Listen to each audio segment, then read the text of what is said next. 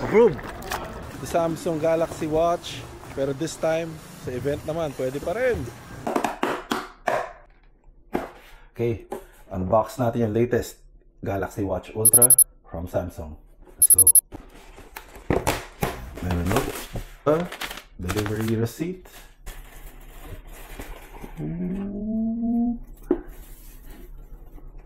Wabang! And meron ding this is the latest Galaxy Watch Ultra from Samsung. This will be SBR's very first unboxing. So unbox it with me and let's see how it goes. Tapos we'll give this a full review syempre. So ito yung box. And this is the access strap.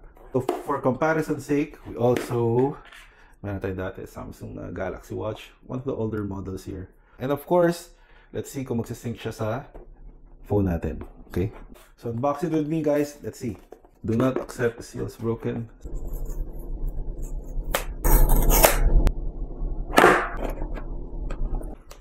There's another strap inside the box. And eto na. Ang inaabangan ng lahat.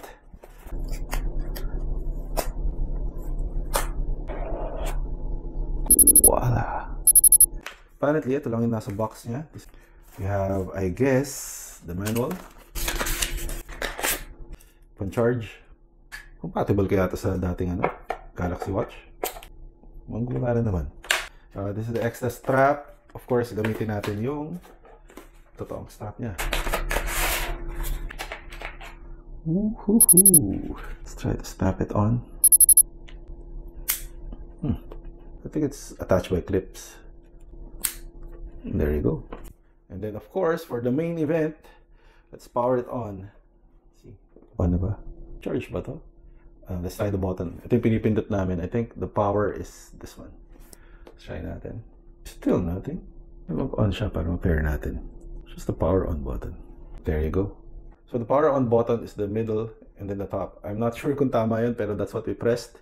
And nag-on na siya na, nag-boot na. So let's see, we have our Galaxy phone here. Tingnan natin, ganda.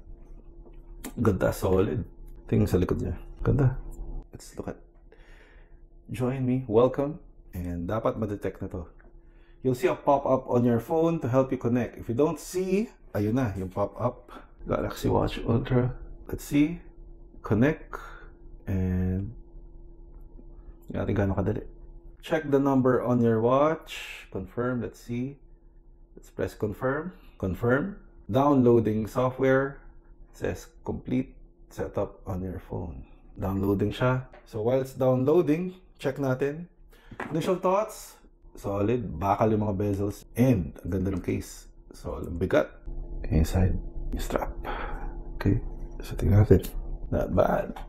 Bagay. So to compare, ito yung isang Samsung. Yeah. So let's tie it together. So just to compare the size difference, it's pretty big. Yung latest na Samsung Galaxy Watch Ultra. Size difference niya. So 77%. Ganun siya kadali. It's pairing now. It's updating. So let's see ano yung itsura niya. Yeah. Galaxy Watch Ultra 100%. It should be syncing now. It's still downloading software. And then for your review, agree to all. Wait natin. Allow Galaxy Watch to access. Allow Galaxy Watch 7 to send you notifications. Don't allow. I do not like notifications. Getting ready to connect. This might take a few minutes. So kwentuhan muna tayo. Another review. I think this is waterproof. Try natin gamitin to. We'll be using this for a couple of quick runs, swims, and syempre sa underwater hockey. Sabay na rin natin. Ayan. Ganda niya. I like the black and orange. So parang pasok din siya sa team ng mga races natin, di ba? If you notice sa Duaman past race, it was black and yellow. But yung orange is a significant feature of the races. Yung Triman niya, accents niya is orange. So ito na, mabilis na. Sign in to your Google. Continue. Unlock. Signing in. It's still signing in. Ganun tayo katagal nag-video. Ganun katagal yung setup. So, it's still signing in. Nakalagay, check your phone to complete setup. So, right now, wala pa tayong magagawa. Ayan na. So, tuloy na natin. I agree. Just a sec. So, since this is Android and if you're using another Android phone, mas seamless sigurado yung compatibility nito. And of course, syempre, naka-Google account tayo. So, if you have a Play Store account, mas sync yan. Just a sec. So, si watch, wala pa rin. Naka-waiting pa rin siya. Ayan na. Checking for Google Play. Unboxing. This is the second strap. This is the black. So, if you do not like the orange one, so medyo if it's too loud for you, you have the black option. Let's do here. Let's do this na rin. Yun. Ganda. It's the same, but it's black. Oh, parang ano siya. Oh yeah. It's elastic. So, kung mag-swim ka, bike run, I think you need to use this. This siya talaga. I am sure it's more comfortable also than this one. Not that there's something bad here, pero syempre, recommended for watches. Try na natin yan. Let's hit continue. Automatic watch, back up, allow. Checking smart switch on your watch. Smart switch uses these permissions, allow. Restore your watch from Samsung Cloud. I do not know if I have that, but let's see. Skip. Oh, we can skip pala. Skip. Select quick button action. Open my exercises. Next. Let's see. Choose what will happen when you press the quick button. So, ito yung quick button. Itong orange na to. Yeah, kita niyo ba? So, you have the option na pag pinindot mo yan, anong gusto mo? Open my exercises.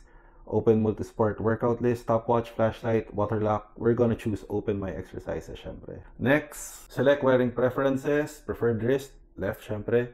Button position, right of screen.